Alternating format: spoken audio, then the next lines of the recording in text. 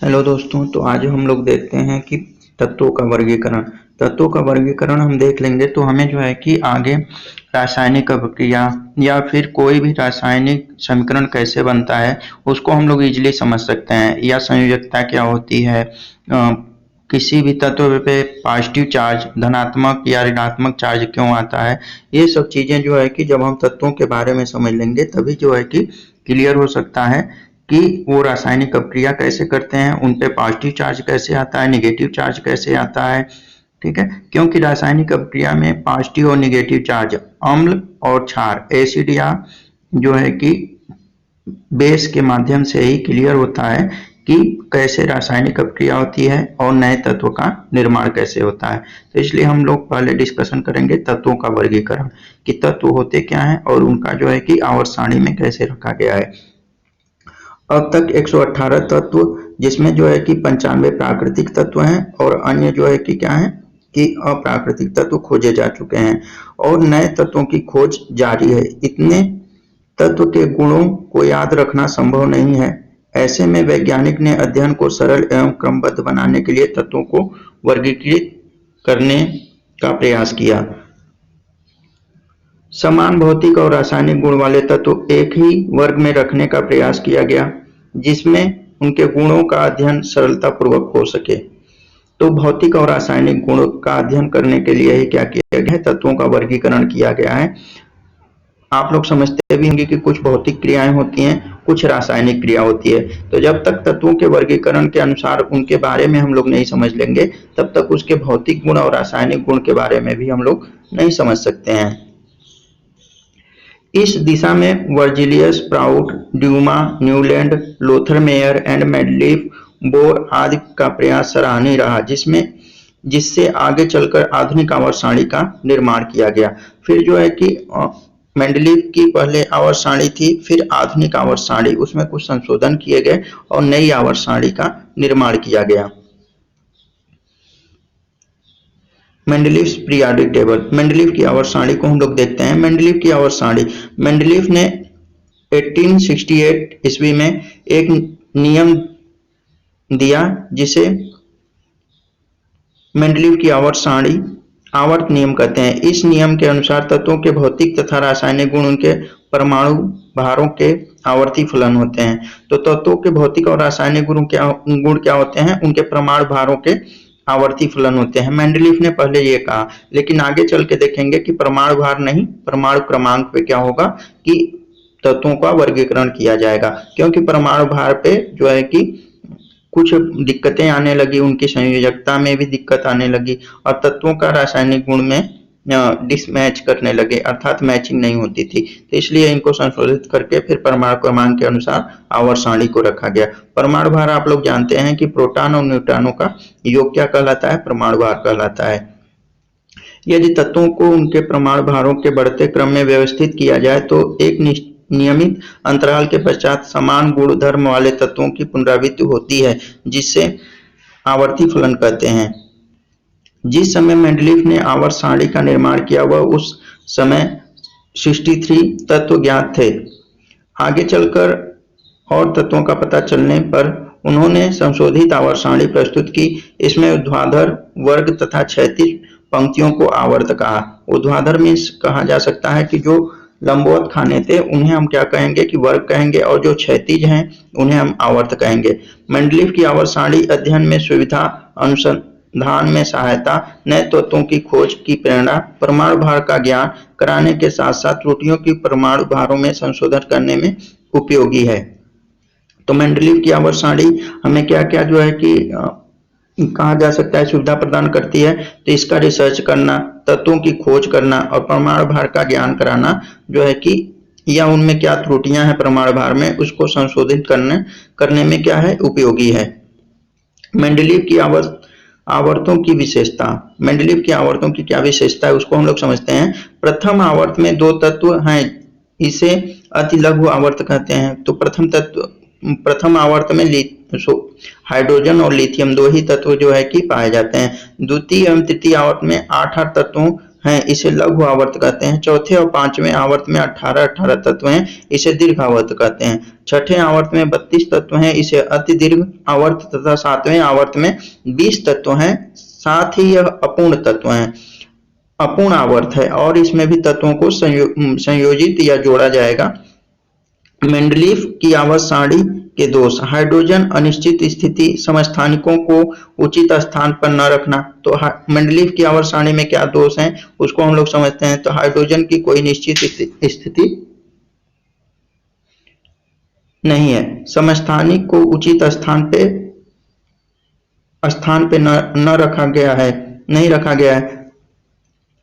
समान गुणों वाले तत्वों को भिन्न तथा असमान गुणों वाले तत्वों को एक ही उपवर्ग में रखा जाना, दुर्लभ मृदु तत्वों को स्थान न देना, कहीं कहीं असामान्य संयोजकता को अधिक महत्व देना।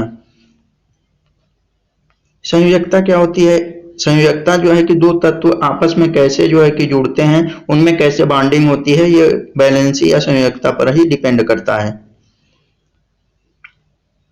मॉडर्न पीरियोडिक टेबल, आधुनिक आवर्त सारणी। मेंडलीव की आवर्त सारणी के दोष को राग, वर्ण, मोसले, बरी आदि ने मिलकर दूर किया। मोसले ने आधुनिक आवर्त सारणी का नियम दिया। तत्वों के भौतिक रासायनिक गुण उनके प्रमाण क्रमांकों के आवर्ती फलन होते हैं। तो तत्वों के भौतिक रासायनिक गुण उनके प्रमाण क्रमांक। अब देखिए इन्होंने जब संशोधित किया तो उनको क्या किया कि प्रमाण क्रमांक के रूप में रखने लगे। प्रमाण क्रमांक क्या होता है? प्रोटॉनों की संख्या होती है या इलेक्ट्रॉनों की संख्या होती है। तो आप लोग जानते हैं कि कोई भी रासायनिक अभिक्रिया होती है तो वो इलेक्ट्रॉन पे डिपेंड करता है कि इलेक्ट्रॉन कितने बॉन्डिंग करते हैं, और उसके अनुसार जो है कि फिर रखा गया कि प्रमाण क्रमांक के आधार पर जो है कि तत्वों को रखा गया।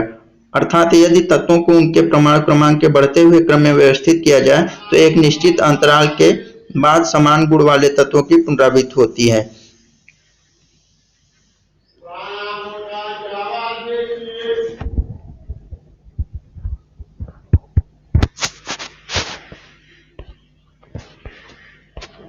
आधुनिक आवर्त सारणी की विशेषताएं: इसमें भी सात क्षैतिज खाने या आवर्त हैं। इसमें भी 18 समूह होते हैं। प्रथम समूह के तत्व क्षार धातु कहलाते हैं, द्वितीय समूह के तत्व क्षारीय मृदा धातु कहलाते हैं। 15 समूह के तत्व निकोजन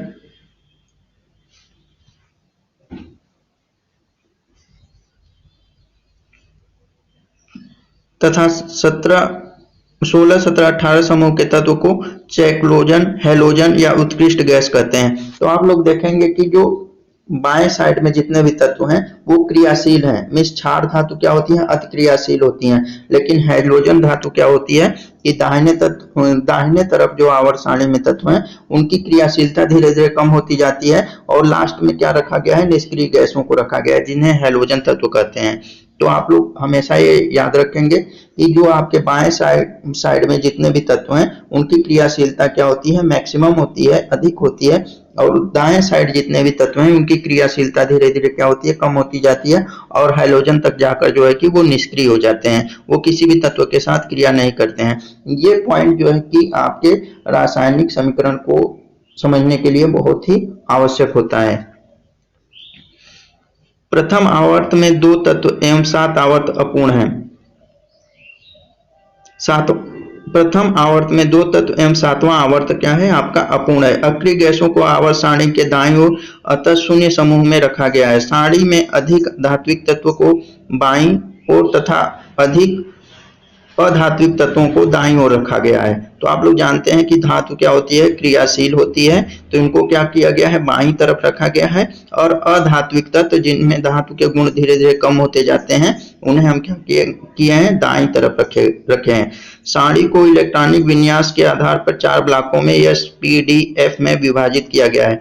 संक्रमण तत्वों को डी ब्लॉक में रखा गया है। आवर्त 6, 7 के 14 तत्वों को आवर्त सारणी के नीचे 2 श्रेणियों में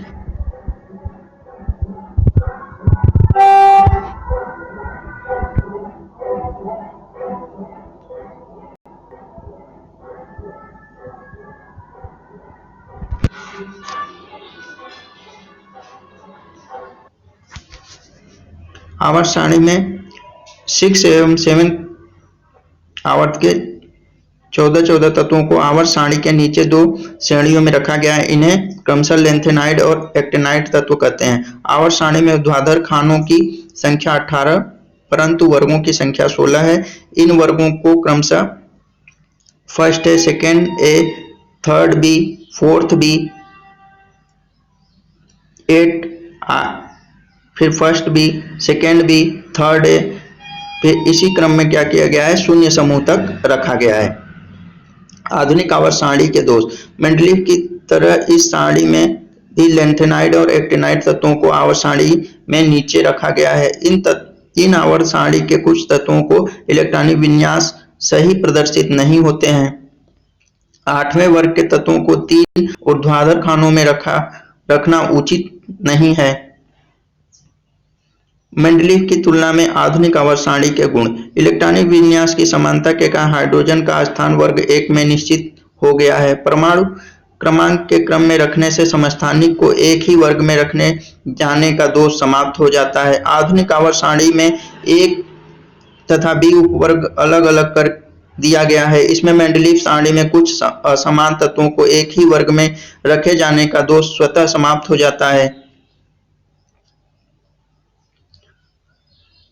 periodic properties of modern periodic table. आधुनिक आवर्त सारणी के तत्वों के प्रमुख आवर्ती गुण। तत्वों को परमाणु क्रमांक के बढ़ते हुए क्रम में रखने से उनके बाह्य कोश के समान इलेक्ट्रॉनिक विन्यास तत्व आवर्त सारणी में नियमित अंतर से आते रहते हैं, जिसके कारण तत्वों के गुणों में भी आवर्तितता पाई जाती है। इसके आवर्ती गुण निम्न है। आवर्त सारणी के किसी भी आवर्त में बाएं से दाएं बढ़ने पर परमाणु का आकार कम होता जाता है।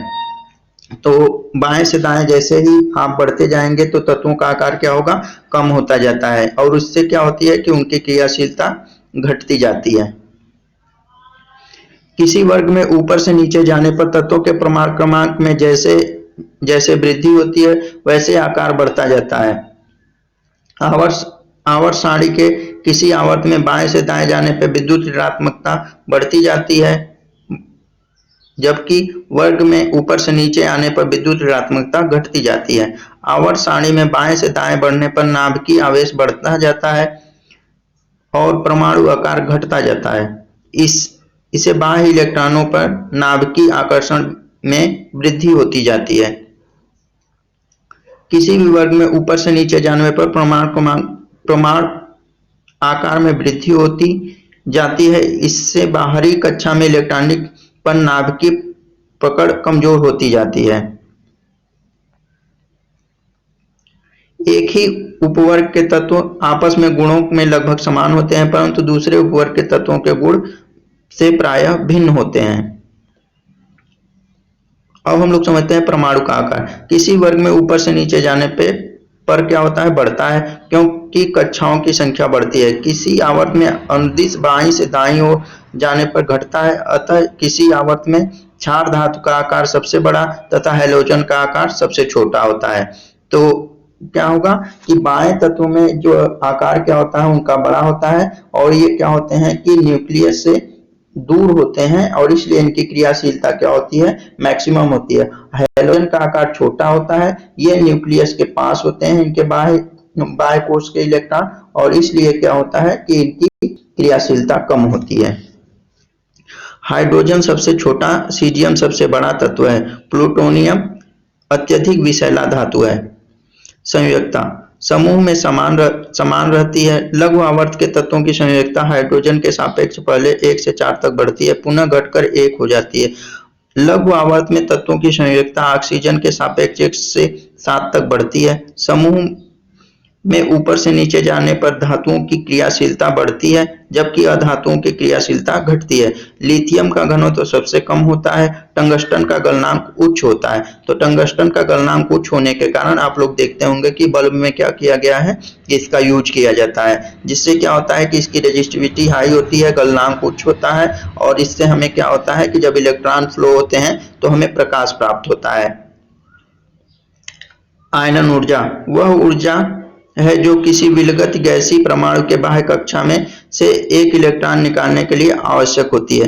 तो आयनन ऊर्जा क्या होती है कि किसी भी तत्व से इलेक्ट्रॉन को बाहर निकालने के लिए जितने हमें एनर्जी की आवश्यकता होती है उसी को हम क्या कहते हैं, आयनन ऊर्जा कहते हैं। और आयनन ऊर्जा हम क्या करते हैं, वोल्टेज को अप्लाई करके किसी तत्व में वोल्टेज अप्लाई करते हैं, जिससे क्या होता है कि उसकी आयनन ऊर्जा बढ़ती है और इलेक्ट्रॉन क्या होते हैं, रन करने लगते हैं।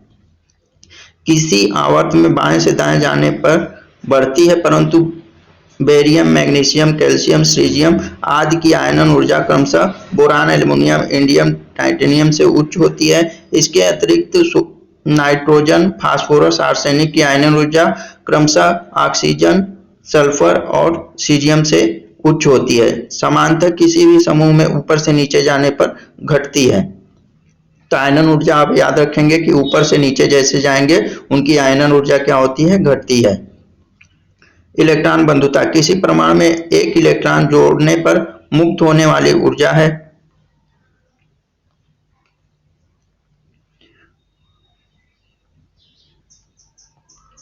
समांतर किसी आवर्त में बाएं से दाएं जाने पर इलेक्ट्रॉन बंधुता बढ़ती है, लेकिन 2, 15, 18 समूह के तत्वों की इलेक्ट्रॉन बंधुता शून्य अथवा धनात्मक होती है।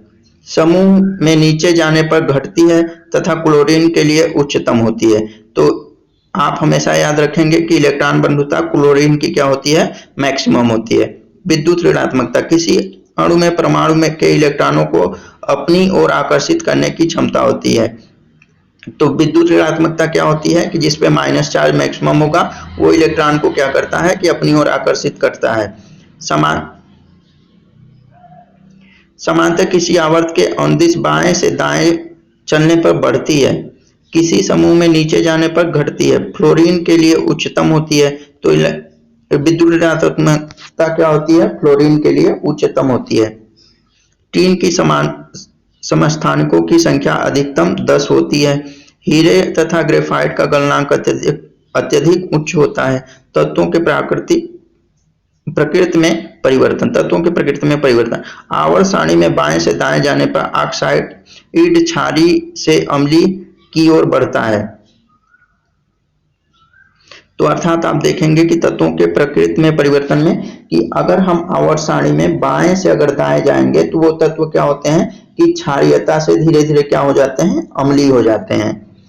तो बाएं तरफ जो भी तत्व रहेंगे वो क्षारीय होते हैं और दाएं तरफ जो भी तत्व रहेंगे वो क्या होते हैं, अम्लीय होते हैं। तत्वों के विकर्ण संबंध द्वितीय तथा तृतीय आवर्त के तत्वों में एक प्रकार के विकर्ण संबंध पाए जाते हैं।